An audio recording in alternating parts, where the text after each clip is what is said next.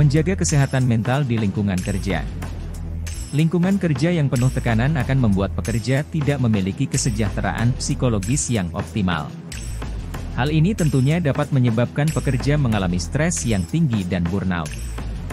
Tingkat stres yang tinggi dikhawatirkan dapat memengaruhi kesejahteraan keluarga, yang ujung-ujungnya mempengaruhi ketahanan keluarga pekerja.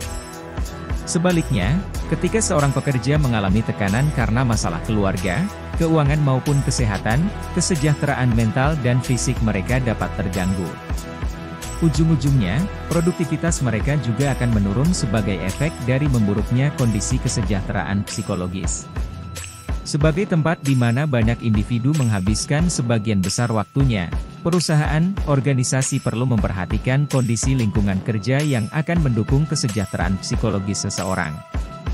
Menurut Littlefield, Stitzel, GSE, 2014, terdapat 5 pilar dalam tempat kerja yang sehat secara psikologis, yaitu kepemimpinan yang suportif, kejelasan peran, keterlibatan karyawan, pengembangan dan pertumbuhan, dan antusiasme. Kepemimpinan yang suportif. Kepemimpinan yang suportif berarti sejauh mana para pemimpin mengerti kebutuhan-kebutuhan karyawan dan menyediakan sebuah lingkungan yang memicu keterlibatan karyawan, pengembangan dan dukungan. Kejelasan peran. Kejelasan peran berarti sejauh mana karyawan memiliki sense of purpose dan mengetahui apa yang diharapkan dari mereka. Hal ini akan membantu karyawan untuk bekerja sesuai dengan ekspektasi yang diharapkan. Keterlibatan karyawan. Keterlibatan karyawan berarti sejauh mana karyawan berkolaborasi, berbagi ide-ide dan mengatasi persoalan bersama, menuju ke pemahaman bersama dan satu tujuan. Aspek keterlibatan karyawan terdiri dari kerja tim, yakni kesempatan untuk staf untuk bekerja bersama-sama. Pemberdayaan, yakni kesempatan untuk terlibat dalam keputusan yang berpengaruh pada kinerja harian. Kepemilikan, yakni menyamakan tujuan karyawan dengan tujuan dan pendekatan tim dan organisasi. Pengembangan dan pertumbuhan. Pengembangan dan pertumbuhan berarti sejauh mana organisasi menghargai usaha karyawannya dan menyediakan pembelajaran yang sesuai serta kesempatan untuk berkembang, termasuk di antaranya adalah umpan balik dan penghargaan, yakni memampukan pegawai untuk menerima umpan balik dari performansi kerja mereka. Pembelajaran dan pengembangan, yakni memampukan pegawai untuk belajar dan berkembang sesuai dengan peran mereka masing-masing. Antusiasme.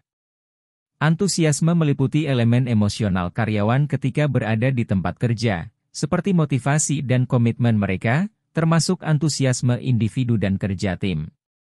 Dengan memperhatikan aspek-aspek di atas, psikolog dan sarjana psikologi yang bekerja di ranah ini dapat mempromosikan kesejahteraan psikologis di tempat kerja dan membuat sistem deteksi dini kesehatan jiwa di lingkungan kerja agar orang-orang yang memerlukan pertolongan dapat ditangani sejak dini.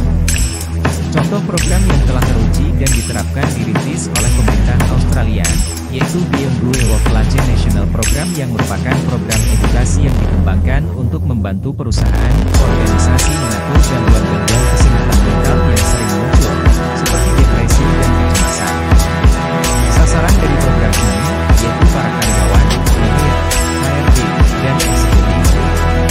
Contoh program lainnya, yaitu Assigning Flow Enrollment Program, sebuah program yang dikembangkan oleh Sani Australia. Program ini bertujuan untuk memberikan keterampilan dan meningkatkan kepercayaan diri para karyawan untuk merespon secara efektif tanda-tanda gangguan mental di tempat kerja. Promosi kesejahteraan psikologis, well-being, individu juga dapat dilakukan oleh pihak manajemen organisasi, perusahaan dengan menyusun kebijakan yang ramah terhadap keluarga, atau yang dikenal dengan istilah, kebijakan ramah keluarga, family friendly policy. Family friendly policy atau kebijakan ramah keluarga didefinisikan sebagai kebijakan yang membantu menyeimbangkan dan menguntungkan baik pekerjaan maupun kehidupan keluarga yang biasanya menyediakan 3 jenis sumber daya penting yang dibutuhkan oleh orang tua dan pengasuh anak usia, waktu, keuangan, dan layanan, UNICEF, 2019. Misalnya, kebijakan cuti melahirkan bagi pekerja wanita selama 1-3 bulan. Contoh kebijakan lainnya adalah cuti bagi pekerja lelaki yang istrinya baru saja melahirkan.